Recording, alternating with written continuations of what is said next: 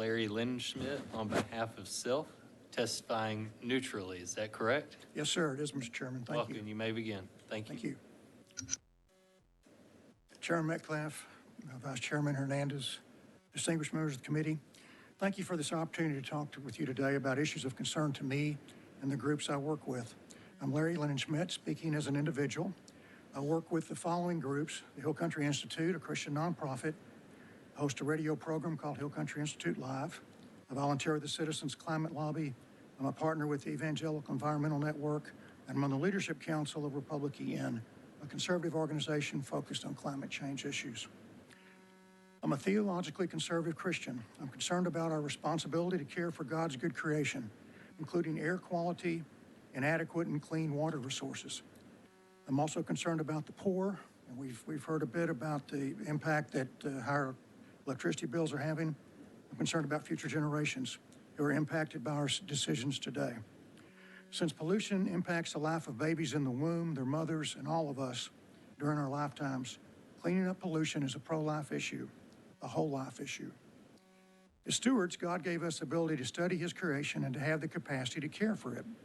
It would be difficult to imagine anything more impactful on God's creation than how we extract resources and generate and use electric power.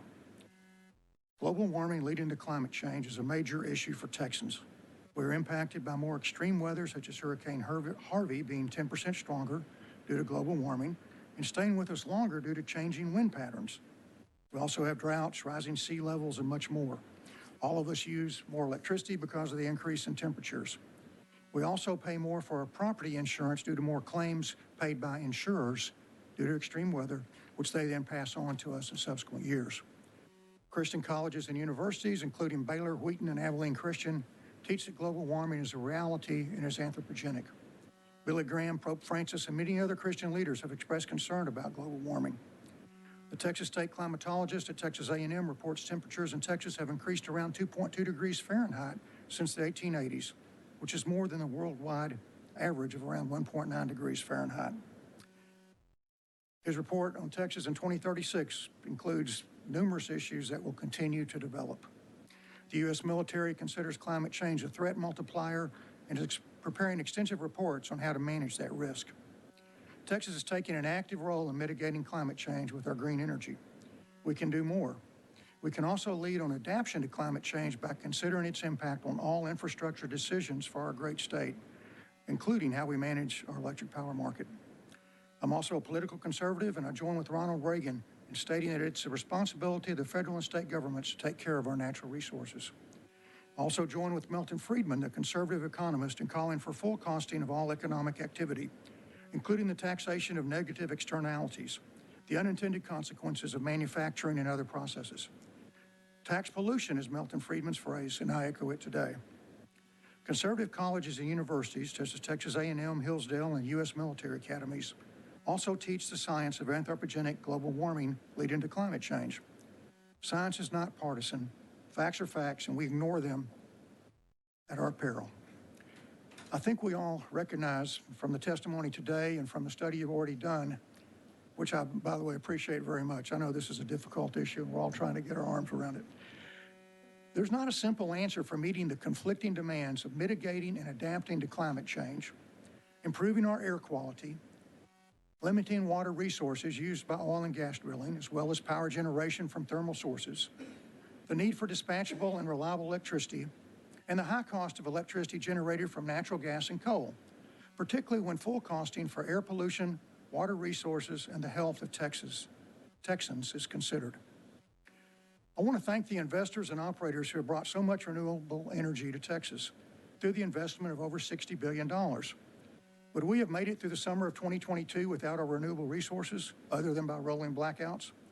Billions of dollars have been invested in renewable energy resources in Texas, and Texans are the beneficiary of that capital, which has been put at risk here. I also want to thank Governor Perry and all those who were responsible for putting in the CREZ lines, which of course were paid for by private funds, not by state funds. And I hope that Governor Abbott and you folks and other legislators and the PUC can all find ways to support the renewable energy industry. A lot of my comments are in response to the negative comments about renewable energy that took place in the Senate hearing.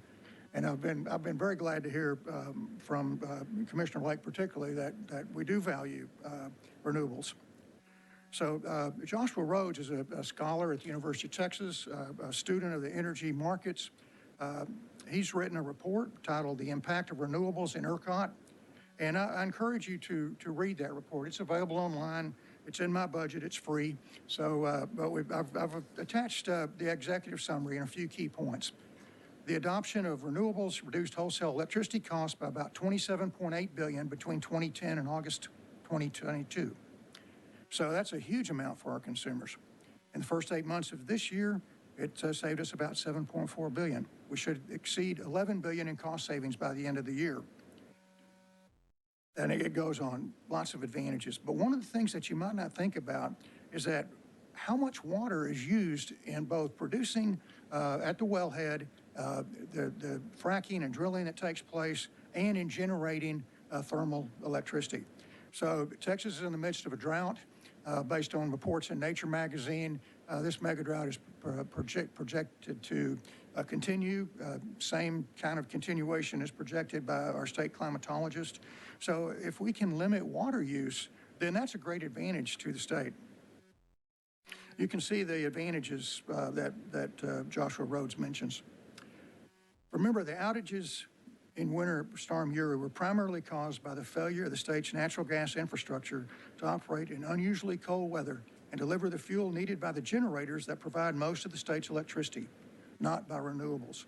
Solar overperformed during that period based on ERCOT projections.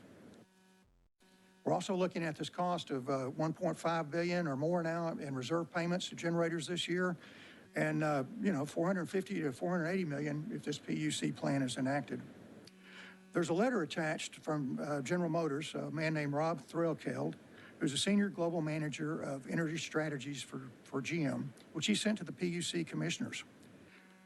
GM is a representative company of companies that are working hard to develop their green portfolio of energy and be green in their operations. They employ over 13,000 people here in Texas, and they have 80 megawatts of wind energy that they've contracted for. We need to be sure that we maintain our competitive edge in bringing employers like GM to Texas so that we can continue the Texas economic miracle.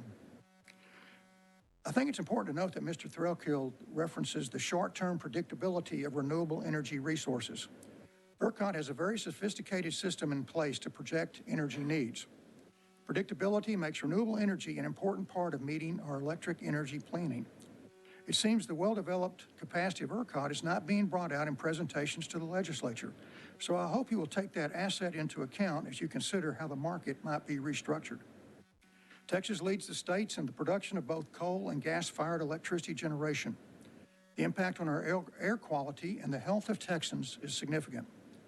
There's no mention of limiting pollution or the impact of natural gas and coal on global warming leading to climate change in the proposal from the PUC, and there was none during discussions in the Senate Business and Commerce Committee hearing.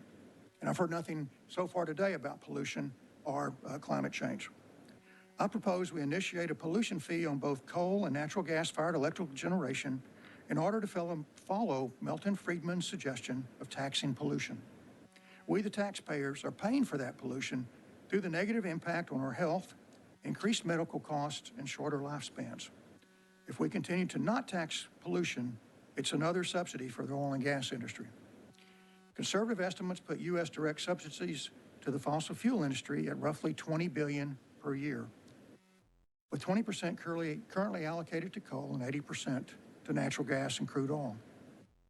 The state of Texas further subsidizes the oil and gas industry by capping wells which are abandoned by producers and requiring minimalist deposits or surety bonds for capping wells which are to be drilled. The estimated cost to cap the abandoned wells in Texas is over $2 billion. When we consider revamping the market for electric energy in Texas, let's consider all the cost of all aspects of extraction, transportation of natural gas, health, climate change, reliability, and cost to the consumers, including methane leakage. And methane accounts for 25% of the anthropogenic climate change impact that humans have. We need new wind and solar going forward to meet growing needs in Texas. There are very few natural gas-powered plants in ERCOT's list of future projects, and there's no assurance the plan posed by the PUC will bring further generation to Texas. In fact, the treatment being received by renewable energy providers may cause them to reconsider Texas as a place to invest and take their capital to states which actively welcome them. Let's also consider how we decrease demand. There's tremendous potential in providing a revolving loan pool to Texans who own older homes to update insulation, heating, and air conditioning, as well as distributed solar. I refer you to the report, Energy Efficiency and Demand Response, Tools to Address Texas Reliability Challenges by the ACEE. Executive summary is attached.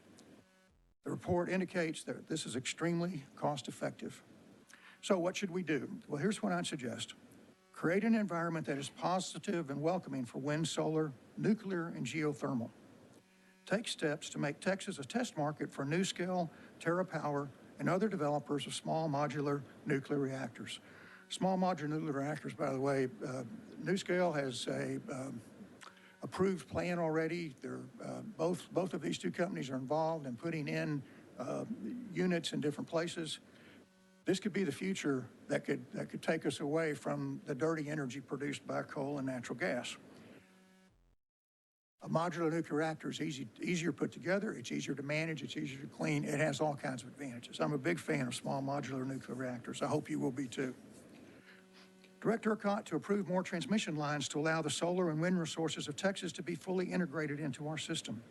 This particularly should include the wind generation resources along the Texas coast, which correspond to peak summer demand, and to allow for more solar to be on the system as well. Facilitate the expansion of the 345K transmission lines to 500K to take full advantage of all rights-of-way which are available, is what's suggested to me by PUC Commissioner Glotfelty. And Commissioner, if I mispronounce your name, I apologize. I know what that's like. Don't load ancillary charges on renewable energy. Establish a revolving pool to facilitate the updating of Texas homes with the latest insulation and heating and cooling technologies. Facilitate distributed solar to make use of the many rooftops in Texas, which can become generators of much-needed electricity.